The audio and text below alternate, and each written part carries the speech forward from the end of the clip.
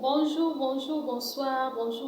ma grande famille. Mbote, mbote, mbote. Na pesi bino mbote na kombo na Yesu Masia. J'espère que tous allez bien par la grâce du Seigneur. Voilà, Nzambe asali biso lisusu grâce, to telemi lisusu, to za lisusu na kola lelo po to partager. Pourquoi pas to bandana lo sambo car nde to lobaka comme d'habitude. To bandara toujours na lo sambo et apprendre to yaka pour na ko développer où ils allaient sujet na biso otoye na mopoto solola na mokolo ya lelo.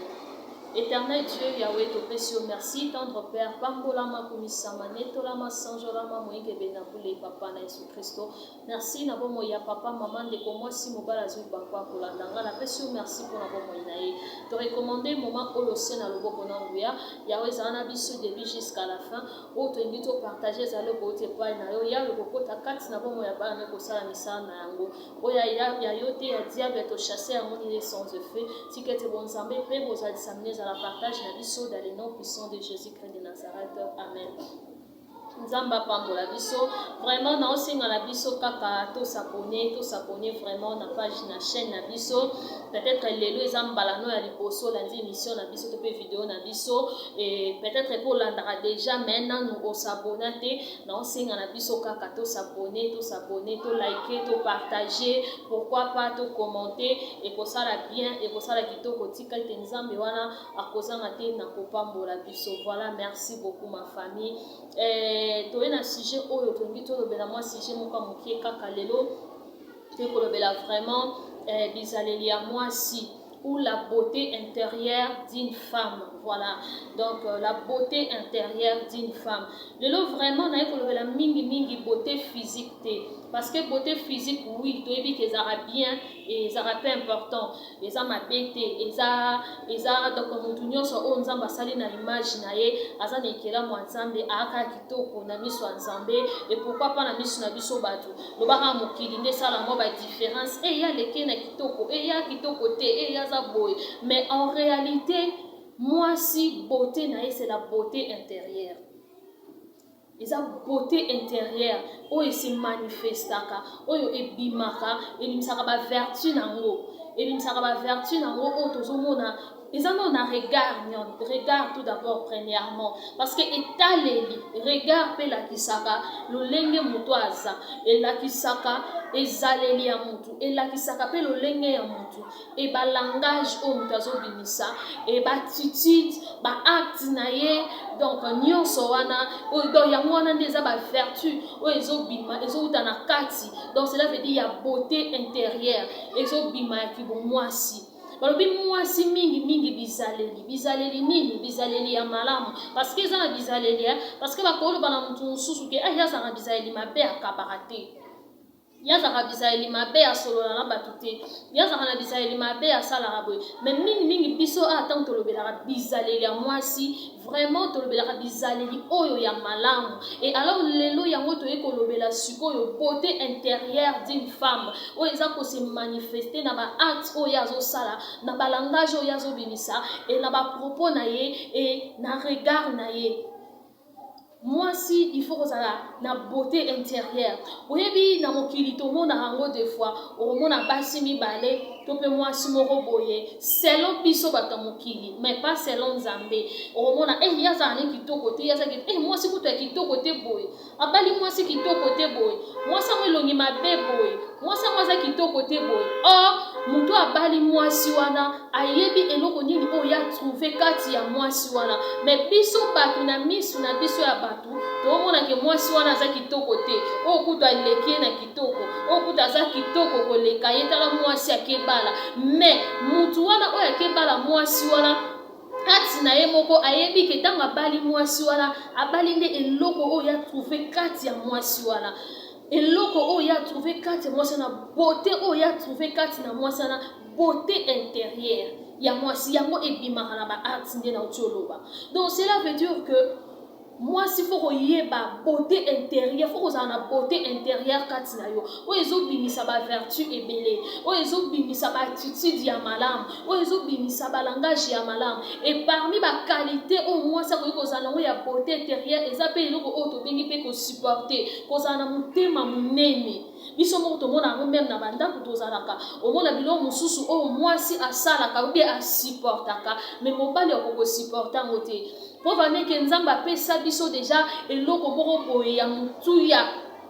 charge moko boye deja oyo nzambe asalaki basi bamemaka ozomona ke mwasi azomema mutu na libumu na ye pendant 9 mois mwasi azomema mutu na libumu ne pendant 9 mois azovanda na mwana na kati ya libumu ne aza kose forme na kati azobota misuni na kati azobota mikuwa na kati azobota misisa na kati nyonso ezobota na kati ya mutu na kati ya mwasi donc cela veut dire que kati ya mwasi eza na eloko moko oyo eza sacré eza na eloko moko oyo eza très important oyo ezali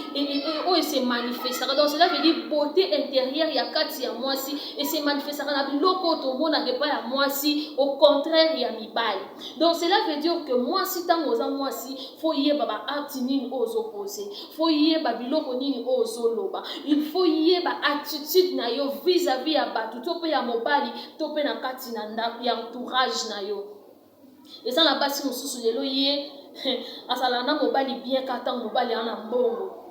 ntango papa aza na mbongo jour mosusu jour papa oya pena na mbongo pena papa ye na pake boye azwi akitiseli ye wana jour wana vraiment mama pas moyen omona tendresse ebele courage ebele akozwa vraiment soin ya papa lolenge esengeli akobongisele table bien papa kolia bien akozwa malamu soin ya bilamba ya papa ya biloko ya papa mais soki esali ke jour wana papa aza na mbongo te jour wana donc papa mpenza azokoma te azokoka te mama wana a changé attitude mwasi a changé attitude donc mwasi ya ndenge wana ana beauté intérieure kati na ye te oza na beauté intérieure kati na yo te donc oza juste mwasi oyo oza na baprofit to mpe oza mwasi ya intérêt to mpe oza mwasi oyo oyebi réellement te nini oyo efo ezala kati na yo to mpe nini oyo eza kati na yo donc cela veut dire ke na moment nyonso mwasi aza aide ya mobali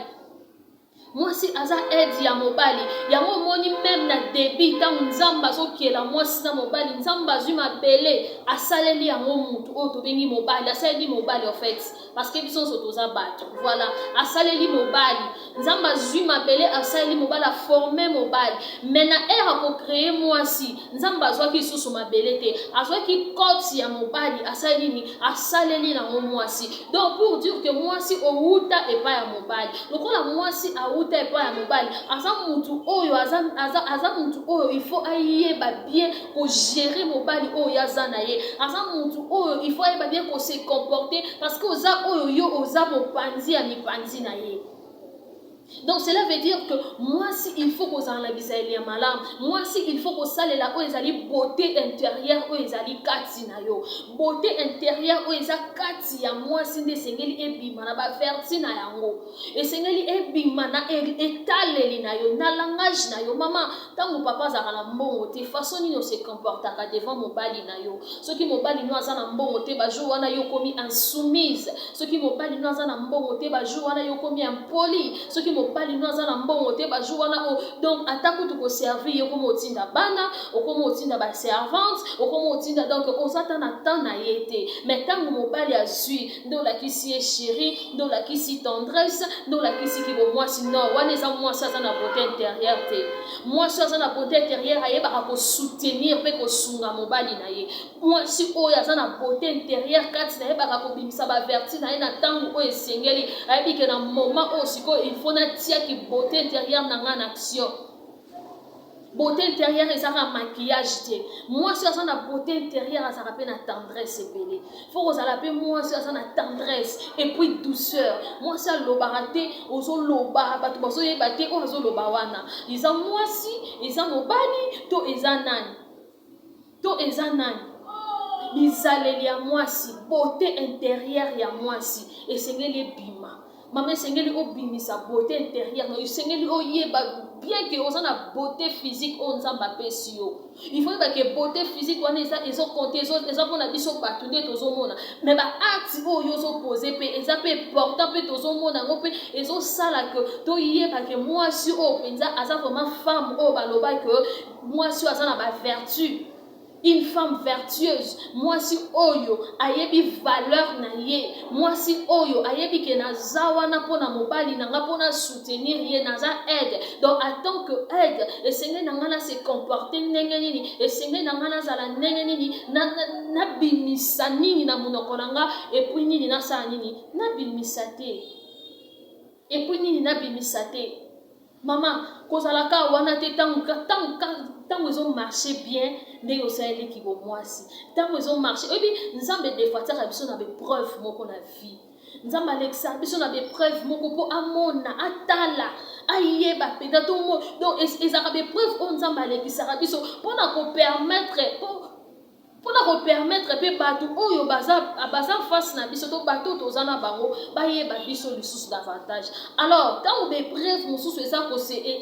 ezoya ezokomela yo kati ya vie na yo na kati ya libala na yo na kati ya couple na yo, maintenant yo oza remporter na be preuve wana na ba situation wana, tu te comportes mal, oza ko se comporter d'une manière insensée, oza ko se comporter d'une manière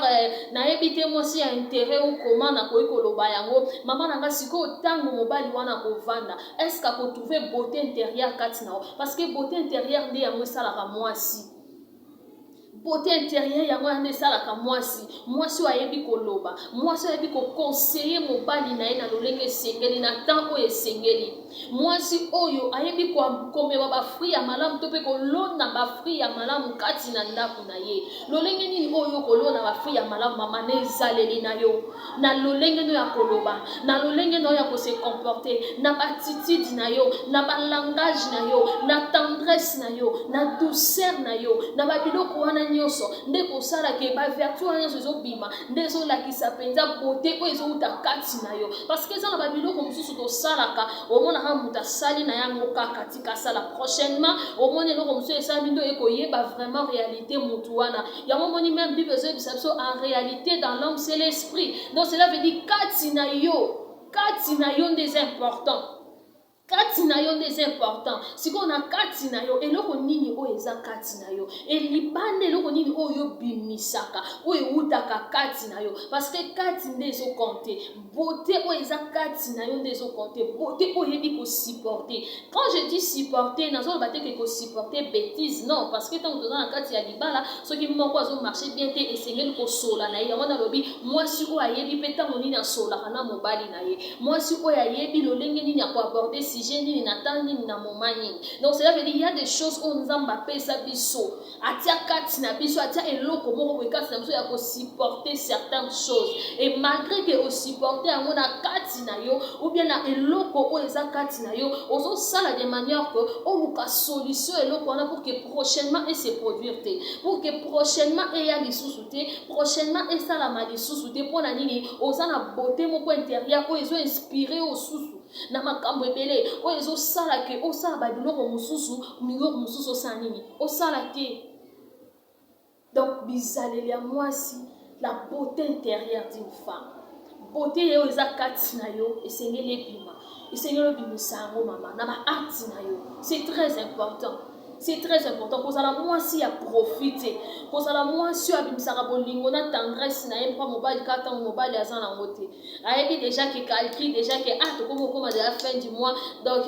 chérie faut soit salaire. Il faut ba futa et donc c'est que nga mikolo yo donc na multiplier ba propriété, c'est que nga mikolo na cuisine kuna na sali moi ba elugwa bien, c'est que nga mikolo boete. Donc moi soit na beauté intérieure azalaka toujours yé a changer na circonstance moko boye pour circonstance wana salemi boye na vivre selon circonstance donc agardaka toujours banae et ça fait partie aussi ya ba principe ya une femme. Moi si oyo ça na ba principe, moi si oyo ça na beauté intérieure ça rappelle na ba principe na ye oyo ke akoyisa yango pamba te. C'est pas que na circonstance oyo na bouaka na ba principe na nga na négliger na tika on na sala na boye non oza sans position.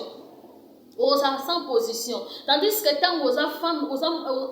moi ça dans ba principe, oza moi ça dans la beauté intérieure ko eza kati na yo, peu importe situation yo kutunde okoya na solution, yo kutunde okoya na ba idée, yo kutunde okoya na makambo ebele, yo kutunde okoya na ko arranger parce que obimisi o eza kati na yo ya na ba biloko mosusu o nzamba tia kati ya moi ça tia ngo kati ya mobilité, atia ngo kati ya mobilité. Donc alors il faut ko yeba que tant on a moi en réalité loko nini o eza kati nanga et loko nini o il faut travailler penza kati nanga pour elakisa beauté intérieure, pour elakisa ki bo mwasi réel o nga nazali o nga nazali mama likambo ndako na yo yokenda kobeta ngona nani okenda kosola ngona nani na kati ya couple na yo ba juge nini ya nzela oyo vandisa otia na kati ya couple na yo, tandis que yo moko mwasi ozawana, tandis que mobali azawana boza batu mibale o bosangani. Donc cela veut dire que tant likambo ezali batu wana mibale nde bavandaka mpona kotrouver solution. Mais mwasi oyo aza na beauté intérieure kati na ete, mwasi oyo azomiyeba te réellement nani oyo aza, naza mwasi oyo akendaka koluka bilukaluka, naza mwasi oyo akakokota bikota mpona kotia désordre kati na ndako na ye, tandis que mwasi oyo aza na beauté intérieure, mwasi oyo aza na sagesse, mwasi oyo aza na motema monene, mwasi oyo ayebi kosupporter, mwasi oyo ayebi kolona makitoko, mwasi oyo ayebi aza na bavertu na ye oyo ezobima, aza mwasi oyo ye moko tout d'abord azalaka na solution, ye moko tout d'abord abimisaka nanu oyo eza kati na ye avant peut-être ya libanda ya gauche droite esala nini eya koya. Donc bamama nanga tomiyeba mwasi fo oyeba omiyeba nini oyo eza kati na yo, eloko nini oyo eza kati na esenge na yo obimisa,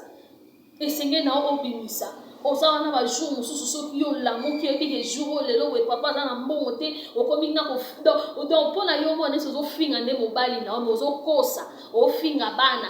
alors mbakuta obandi kobimisa benjire obandi koba nyonso wana po ebi ke lelo mbongo eza te lelo eloko eza te donc mikolo donc pas moyen. Mais si vous voyez que papa est moi poche à côté de maman, ou non c'est qui soumission, ou non c'est non moi c'est un beauté intérieure, moi ça a bon côté, moi ça a bon côté, maman ça aide.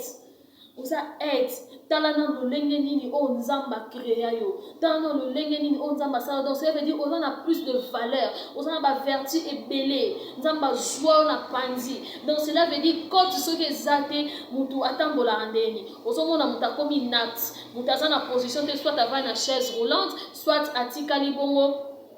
allongé ya olala, mais déjà tant où osa côte oh batia, donc cela veut dire osa pilier, donc osa makasi ya mobali na yo, donc osa appui ya mobali na yo. Oui Dieu là nzamba zali nzambe ndaza likolo nyonso, mais tant que moi si aide oh batia oh bazwa côte na ye ya mobali basali ye, donc cela veut dire makasi wana ezapa na yo. Donc nzambe adota yo na capacité belé na babiloko ebele o peut-être yo moko se rendre compte que donc na ce que le nzamba osala grâce okoye bana ko se rendre compte ya nani oyo zali ya nini oyo eza kati na yo, esengeli yo obimisa yango, esengeli yo osalela yango, esengeli yo o mettre yango en pratique, esengeli o mettre yango en pratique. Donc la beauté intérieure d'une femme bukitoko ya kati ya mwasi. Et moi so kitoko te ya mobali mwasi kitoko te boni mwasi kitoko, mais au moins mwasi on attend okota na ndako mobali wana mwasi obenga kitoko te, mobali wana s'épanouir, mobali wana makambo changer, mobali wana ye munene aye kitoko, mobali wana okota otali pe mwasi on peut après ba jour yo ye yo a changer we azaki mabete ya mama na lui mutu nyonso nzamba kela na mokili aza na image ya nzambe mutu mabe azala te. Mutu nzamba kela na mokili aza na image ya nzambe aza mabete ezaka ke akuta na nde na oyo ya ye e abimisa ba vertu oyo eza kati na ye, abimisa oyo eza kati na ye, ndoko mona beauté physique pe kosa nini e ko apparaître lisusu e komonana. Donc cela veut dire basi o biso bato mokili tolobaki basi ya mabe na mabala basi ya kitoko libanda, c'est ça la beauté intérieure. Donc mibali wana ba trouva beauté intérieure kati ya basi wana, ba trouva eloko moko ya motu ya kati ya basi wana o biso to mona te, o biso to se rendre compte na ngote. Donc moi si faut koyebo za la mwasi oso bali, eza la mwasi na no balité. Faut yeba oyeba beauté intérieure o eza kati na yo, bimisa yango na ba acte na yo, na ba langage na yo, na regard na yo. na façon ya koloba na façon ya se comporter nyonso wana yango biso tolobaka mwasi nde bizaleli yango biso tolobaka bizaleli ya mwasi nde makambo parce que to baomona mwasi bizaleli ya malamu ça veut dire ese eloko ezouta kati ne ebima libanda e biso tomona yango donc ye moko ayebi oyo eza kati na ye ayebi valeur na ye ayebi bavertu oyo aza nango donc il faut abimisa yango beauté physique oui maquillage oui mais yango te nde esalaka mwasi eloko esalaka mwasi eza beauté intérieure eza kati ya mwasi oyo abimisaka oyo eza kati ne bavertu eza kati na ye yango wana nde esalaka babengaka derrière un grand homme se cache une grande dame nayebi ke grande dame moko azawa oyo ayoki e akosalela enzamba ozwa lokumu tika ete nzamba apambola biso tokutani prochainement mpona numéro ya sika prochainement en tout cas bosabone bolike enzamba ozanga te kopambola biso merci beaucoup bisous bye